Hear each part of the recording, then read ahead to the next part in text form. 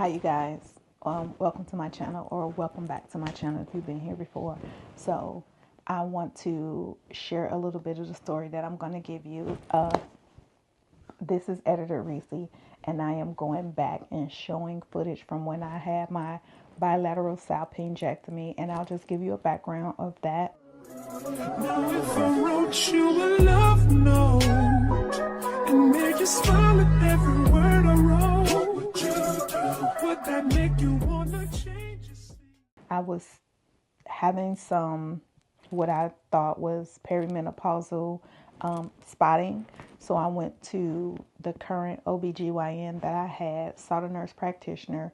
She immediately diagnosed me with having a failed ablation because I did have an endometrial ablation in 2018, and instantly wanted to give me a hysterectomy post doing any test. But we still did a biopsy, and then when they did that biopsy, the biopsy came back fine, nothing going on with the cervix, but they did find that the one fallopian tube was very swollen and damaged.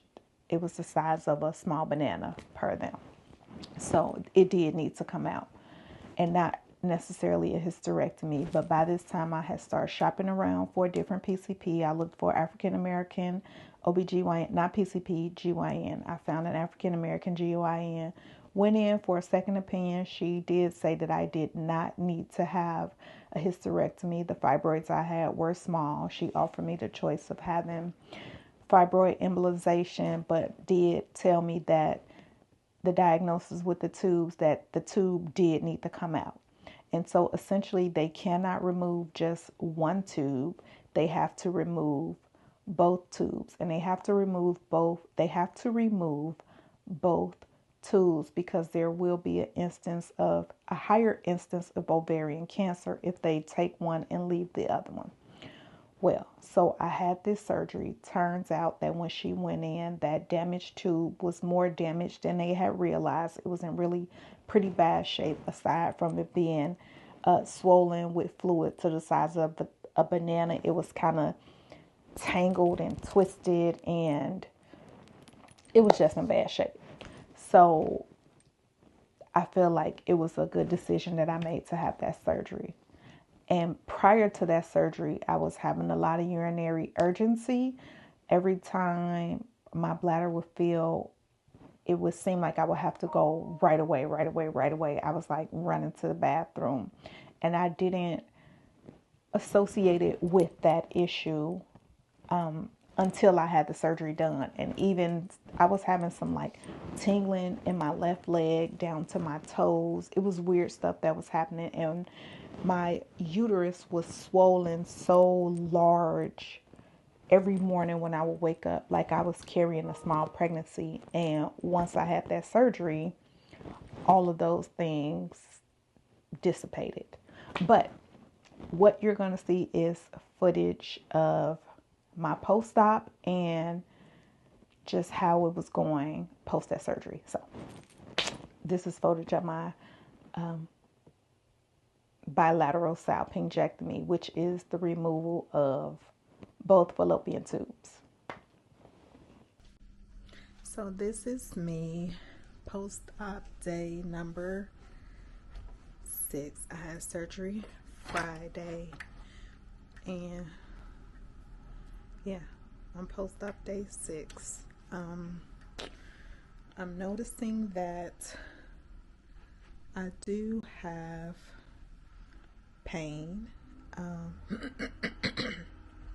and pain is like, so I have 3 incisions, one here, one here, and one here.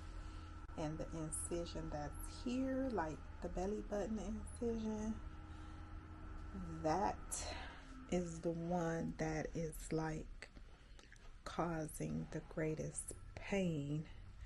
And I'm wondering if it's causing pain like that because I had 4 C-sections already, and I think that the other muscles, the lower muscles, they kind of jacked up.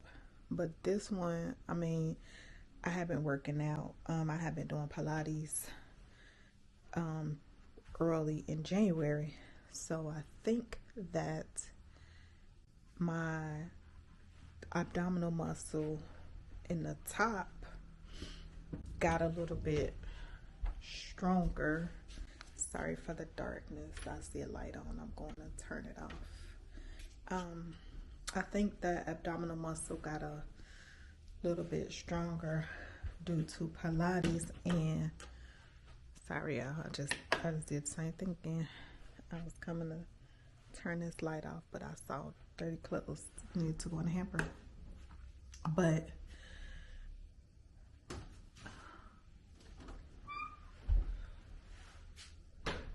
I think Pilates did do some strengthening in my abdominal wall at the top,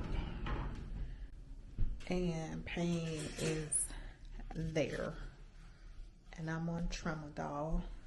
It does make me kind of drowsy. Not really doing a lot of heavy machinery, i.e. driving. Because of it, I do notice that I have probably gotten the best rest that I have had in one whole year. Quite honestly, I haven't rested this well in a year. And I don't know if it was just due to going under anesthesia for the procedure and then the subsequent pain meds that were given, but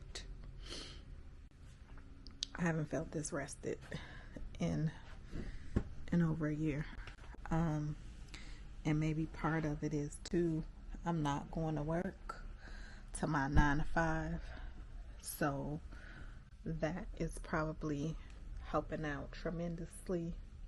I do notice that I need to rest, and so she told me to get up and do light walking, like to the mailbox. So I've been getting up, I've been doing light walking, I've been going, not necessarily to the mailbox because that's Kamari's job, but I have been going up and down the stairs to try to at least get some water and to just open my lungs. I didn't want to just be laying down the whole time. And I noticed that when I woke up from surgery, I did have some like mucus and some congestion in my chest. I still got a little bit of that.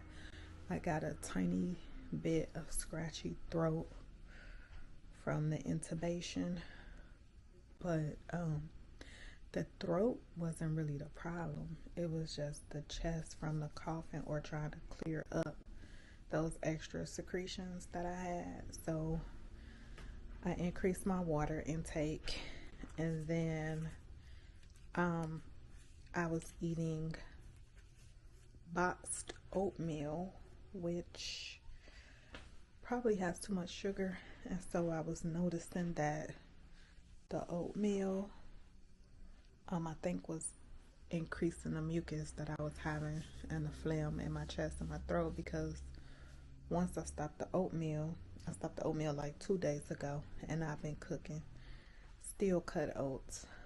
So once I started with the steel cut oats, I noticed that the mucus is gone. So once again, the sugar, I can't have sugar in all of this processed stuff. But trying to take it easy. I think I'm sleepy right now, so yeah, I think I'm going to, that's my spot over there with the blue pillow. I think I'm gonna get my butt in the bed and take a nap, because I woke up at like 1 a.m. and stayed woke to probably almost 4. And when I woke up this morning to take Kamara to the bus stop, it was a struggle for me. It was hard. So, haven't had my breakfast yet. I usually don't eat until noon, but I'm noticing that since I'm not going to my 9 to 5,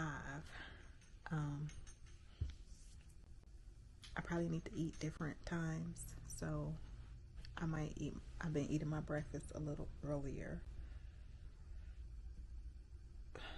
I've been going to bed earlier too. I've been going to bed like 9 p.m. or earlier. So now I think I'm going to fry myself an egg, and I had some oatmeal that I made yesterday, some steel cut oats. I'm gonna eat that oatmeal, I think. And then I don't want to just lay down after I eat, but I'm sleepy. I need to come get in the bed. So we'll see. I'm gonna let y'all see what my belly looks like. See if I can make this work. See if I get my tripod. So I already had wrinkles and stretch marks, so it's not a new thing. But I'm still kind of bloated. I'm still taking gas X, and I know the gas probably should have subsided by now. I don't know, but I still feel gassy. So I didn't take my gas X yet today. I'm going to. And I pull these up very gingerly. And I pull them over because this provides a little bit of compression, because I've been noticing that as I walk around the house, I'm splinting. So I'm splinting my belly when I walk, as to minimize the pressure that I'm feeling. So I actually was gonna call the doctor's office today to see if I should be wearing a binder, but I don't want to get in the way of wound healing if I use that binder. But it almost feels like I need some extra support. And while this procedure was not a big deal, it was a bilateral salpingectomy, so any procedure is a big deal. But while this wasn't an open belly surgery and it was laparoscopic, maybe because of my prior surgeries, I may need a little more support. So I'm noticing that, yeah, I'm having a splint. And although I'm standing upright, I am kind of walking like gingerly. I'll show you guys how I've been walking. I'm coming back up out of the frame, and then show you how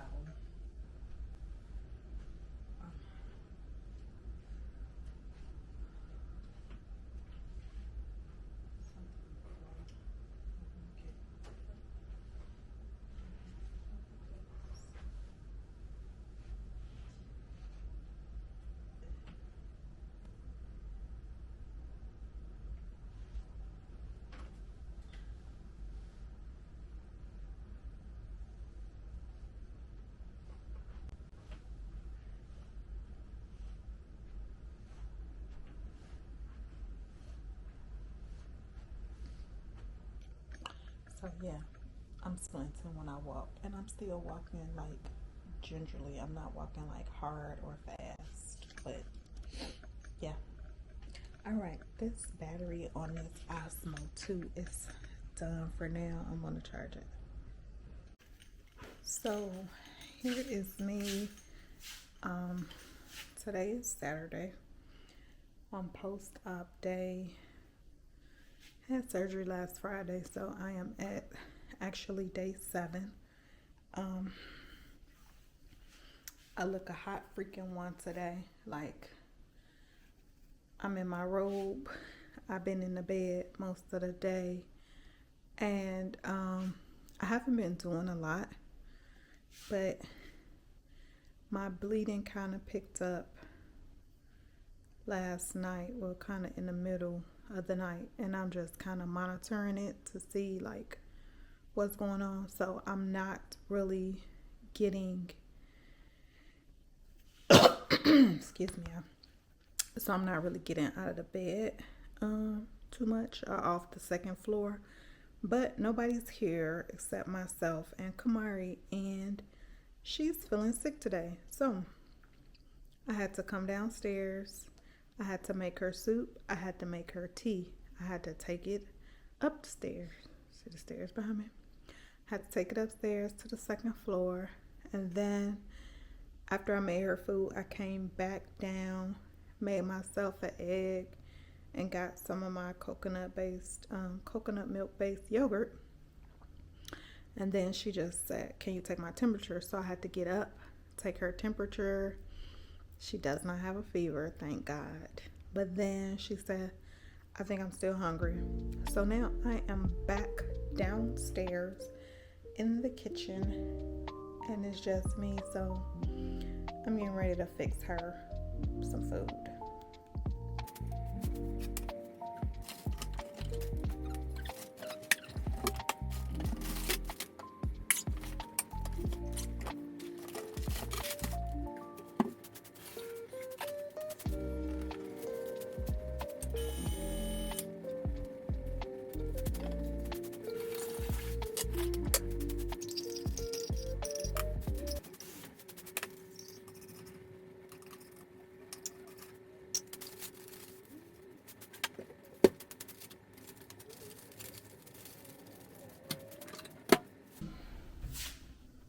I want to be sitting down, Yo, I'm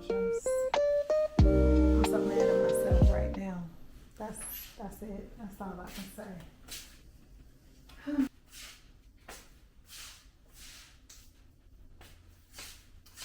Give her 10 seconds for this Texas toast. Less than that because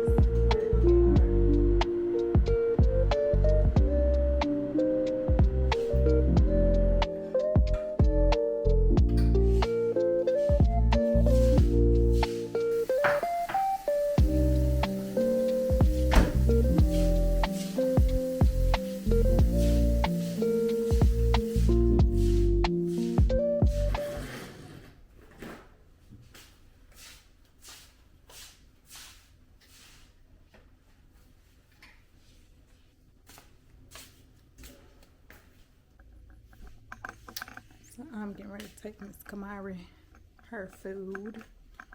And then I'm going back to rest. So let's go do a search on Google living room and simplify this thumbnail right here. Warm fall vibe. See? 3 words. Yes, there are words.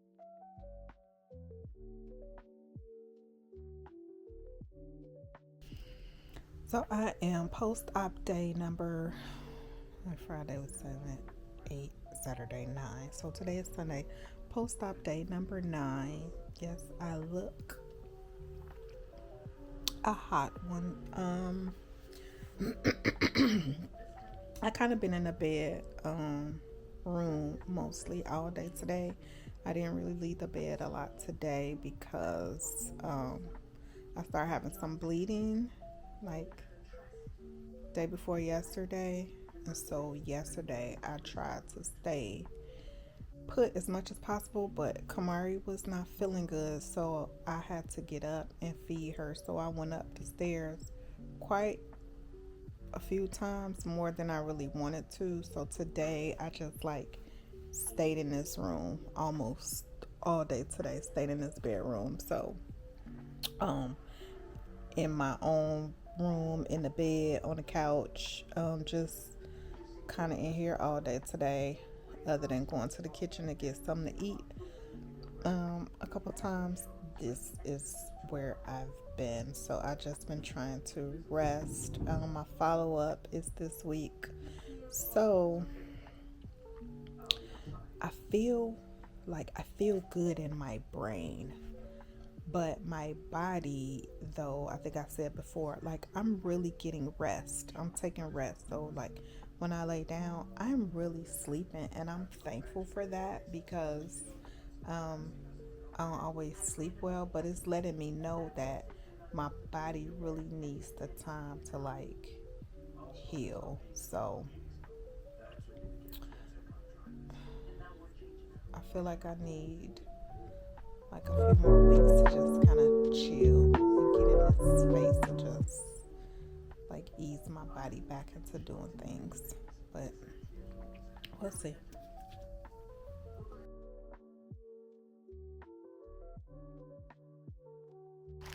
So, today I'm post-op day 10. I didn't do anything. I didn't film my day today. I was just mostly like laying around trying to rest because the one day I had such a bad day, I had like more bleeding. And so I had just been trying to be completely still for the last 3 days. And I think it's helped some. My bleeding has subsided. I'm hoping that it's helped. Um, so today I was feeling better than I felt Saturday and Sunday. I still have some pain in my incision. Let me show you guys this incision. See if I. So this here, so it's my belly button. This incision here is still hurting quite a bit. Yeah, I don't know. So I follow up Thursday with the doctor, but it hurts. It really does. And let me show you how the others look. They don't look that great. So this one here sometimes hurts too. And I could see that it looks like they tried to keloid or something. Maybe I pulled something, or I don't know, but this one kind of is a little tender. Show you the other one. So this is the other one. This is glue that's like rolling up on my skin from me showering, but my incision is like right here, like right here.